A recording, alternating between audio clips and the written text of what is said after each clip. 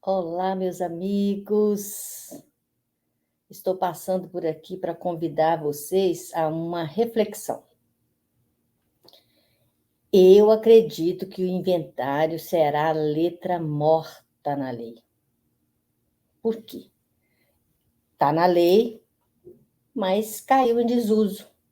E é isso que eu acredito que vai acontecer para a felicidade e para a economia das famílias brasileiras. Então, é isso que eu queria tratar com vocês hoje, que eu quero tratar com vocês hoje. O inventário como letra morta na lei. Então, é importante que a gente se organize para entender bem isso. Eu sou Fátima Garcia, sou advogada e sou especializada em planejamento patrimonial da família. Por isso que eu estou aqui, por isso eu tenho fé e acredito, e estou lutando dia a dia, passando informações diariamente em todas as minhas redes sociais, para que as famílias esqueçam do inventário, ok? Vou compartilhar com vocês uns slides, que eu acho importante para a gente organizar o nosso raciocínio. Então, eu entendo que a letra morta será mais ainda a cada dia letra morta, sim. Por quê? Porque as famílias agora estão preocupadas com o inventário. Por que só agora as famílias estão preocupadas com o inventário? Posso dizer para vocês que só agora pelo seguinte: até pouco tempo atrás, as famílias brasileiras não tinham propriedade. Agora, as famílias brasileiras passaram a ter propriedade, as famílias passaram de 1960 para diante a ter a sua casa própria, a ter o seu sítio, a ter o seu patrimônio, a constituir patrimônio. E por isso, com o decorrer das gerações, com a morte dos pais, e segunda geração e terceira geração, as famílias estão sentindo a dor do inventário.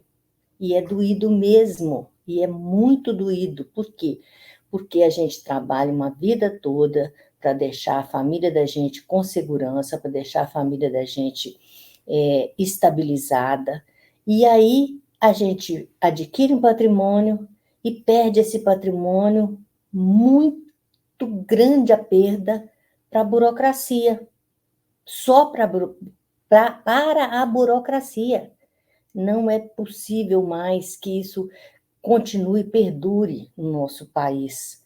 Nós precisamos de nos informar, e é por isso que eu estou aqui hoje com vocês, exatamente para a gente se informar sobre o patrimônio protegido e deixado para as nossas famílias de uma forma em que ela receberá esse patrimônio, os nossos herdeiros receberão esse patrimônio com o menor custo que a nossa legislação permite, e que só as grandes fortunas faziam disso uma obrigação dentro do regime de planejamento delas. Só que esse planejamento hoje pode ser seu também. E para a gente sentir todo esse peso, nós precisamos de tratar dos custos com esse inventário. Então, vamos juntos, pessoal. Vamos admitir, vamos supor, e isso é um caso que certamente você tem um conhecido que passou por isso, você tem um parente que passou por isso, ou até mesmo você já passou por isso, por perder ou o pai ou a mãe, e já ter feito, e já ter sido obrigada a passar pelo inventário.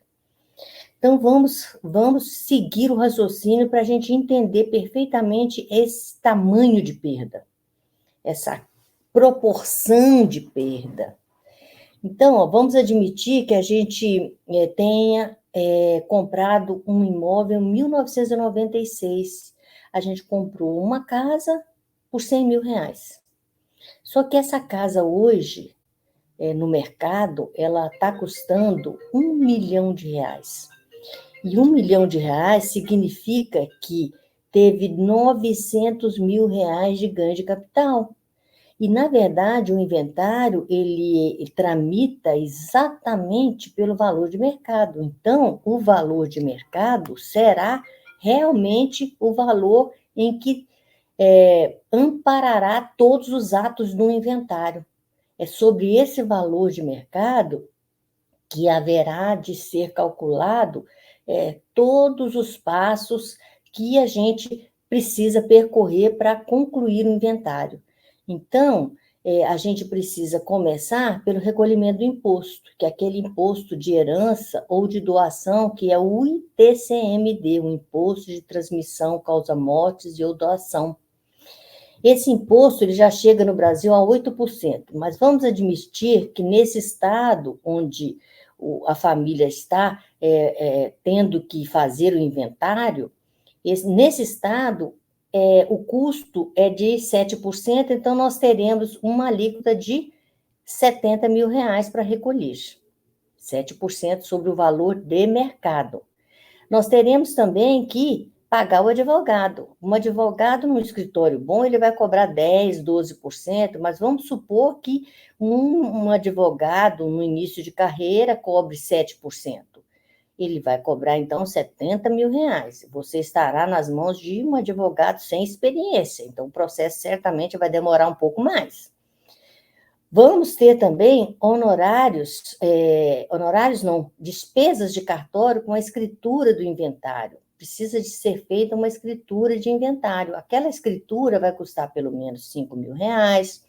Vamos precisar de recolher também custas de certidões que serão que vão amparar esse processo de inventário. E vamos precisar de registrar essa escritura de inventário lá no cartório de registro de imóveis, porque nós teremos que informar que aquele imóvel não é mais de fulano porque faleceu, aquele imóvel é do herdeiro de fulano. E quando a gente faz esse movimento todo, a gente já gastou aqui, olha, R$ 153 mil. Aquele patrimônio de R$ 1 milhão que o pai deixou, o filho precisará de ter R$ 153 mil para pagar os custos com essa escritura. E aquele filho que está recebendo um patrimônio de R$ 1 milhão, que, na verdade, lá na aquisição custou R$ 100 mil, você acredita que aquele filho terá R$ 153 mil para fazer frente a esses custos de inventário? Certamente aquele filho não terá R$ 153 mil. 153 mil é um carro de luxo. É um carro já chegando ao luxo verdadeiro, né?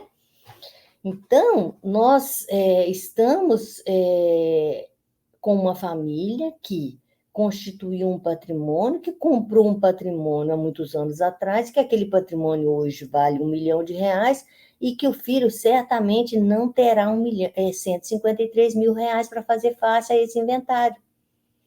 E o pai que tinha pensado que aquele filho poderia se manter morando naquele imóvel depois da sua morte, depois que ele virasse uma estrelinha, aquele pai não vai conseguir que o desejo dele seja cumprido após a sua morte, porque o seu filho não tem R$ 153 mil. E o que o filho vai precisar de fazer? Ele vai precisar de vender o imóvel para pagar as custas do inventário, e com o saldo daquela venda, ele vai prosseguir a vida, e aí ele vai adquirir um outro imóvel, enfim. Certamente, ele não vai morar mais naquela região, ele vai ter que reduzir o seu estilo de vida, ele vai perder status, com certeza absoluta.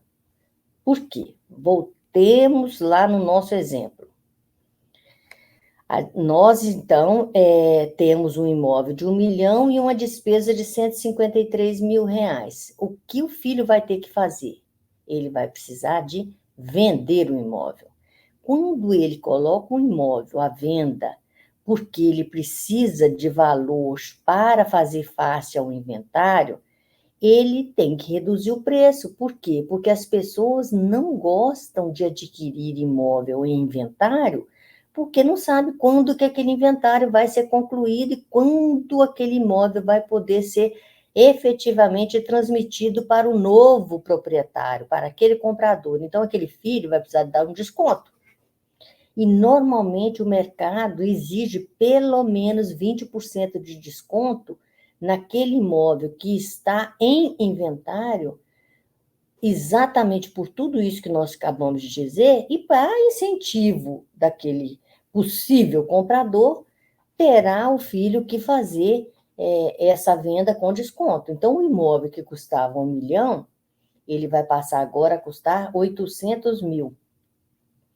Ainda assim, o filho ainda vai ter um outro custo, que é o custo de ganho de capital, porque na hora que for feita a escritura para o novo proprietário, o imóvel que estava no imposto de renda do pai por 100 mil reais e foi vendido lá dentro do inventário por 800 mil reais, teve um ganho de capital de 700 mil reais, que vai significar 105 mil reais só de imposto de renda.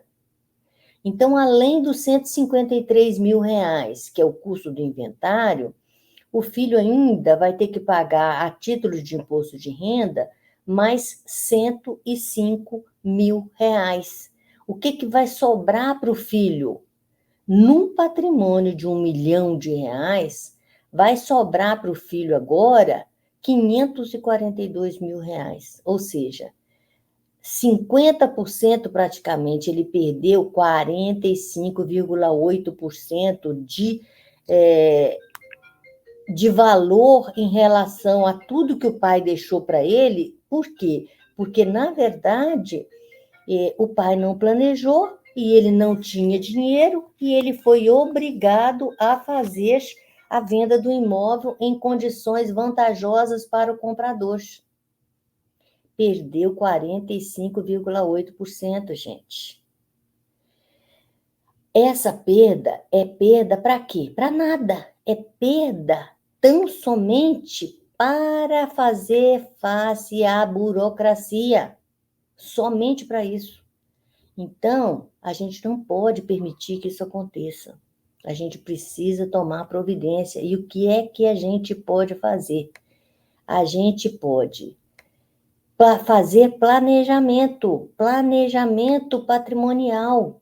O que é planejamento patrimonial, pessoal? O planejamento patrimonial é preparar o nosso patrimônio para a nossa sucessão. E preparar o nosso patrimônio para a nossa sucessão é possível. E quem é que vai se beneficiar com todo esse planejamento? Não é você, pai, nem é você, mãe, que já virou uma estrelinha. Quem vai se beneficiar com todo esse planejamento é o seu filho. Então, se você deixou 1 milhão de reais, que é o valor do seu patrimônio hoje, para seu filho, ele só vai receber 542 e perdeu 458 mil. Você vai permitir que ele perca todo esse dinheiro? Com certeza não vai permitir. E para você não permitir, você precisa de tomar medida de fazer o planejamento patrimonial da sua família, através da institucionalização desse patrimônio. Esse patrimônio institucionalizado vai permitir isso. Então, pessoal, vamos juntos evitar essa dor, vamos juntos prosseguir com esse planejamento sem essa dor do inventário, tá bom? Faça contato, siga a gente, que nós podemos te ajudar. Um grande abraço, tchau, tchau.